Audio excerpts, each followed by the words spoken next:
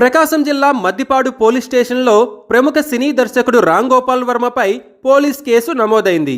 ఈ కేసులో పోలీసులు విచారణ వేగవంతం చేశారు. ప్రత్యేక బృందాన్ని ఏర్పాటు చేసి దర్యాప్తు ప్రారంభించారు.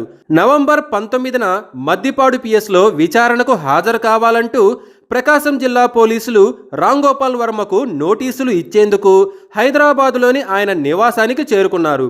వ్యూహం సినిమా ప్రమోషన్లలో భాగంగా సోషల్ మీడియా వేదిక ఎక్స్లో తెలుగుదేశం పార్టీ అధినేత చంద్రబాబు నాయుడు, జనసేన అధినేత పవన్ కళ్యాణ్, నారా లోకేష్, నారా బ్రాహ్మణిలపై అనుచిత వ్యాఖ్యలు చేశారంటూ మద్దిపాడు మండల టీడీపీ ప్రధాన కార్యదర్శి ఎం రామలింగం స్థానిక పోలీసులకు ఫిర్యాదు చేశారు. దీంతో ఐటీ యాక్ట్ కింద రామ్ గోపాల్ వర్మపై నవంబర్ 10న ప్రకాశం జిల్లా మద్దిపాడు పోలీసులు కేసు నమోదు చేసి దర్యాప్తు ప్రారంభించారు. విచారణకు ఈ నెల 19న మద్దిపాడు పిఎస్లో హాజరు కావాలంటూ పోలీసులు రామ్ గోపాల్ వర్మకు నోటీసులు ఇచ్చేందుకు హైదరాబాద్లోని ఆయన నివాసానికి చేరుకున్నారు. ప్రస్తుతం పోలీసులు ఆయన నివాసం వద్ద ఉన్నారు. మరి రామ్ గోపాల్ వర్మ నోటీసులు తీసుకుంటారా, విచారణకు హాజరు అవుతారా లేదా అన్నది ఆసక్తికరంగా మారింది.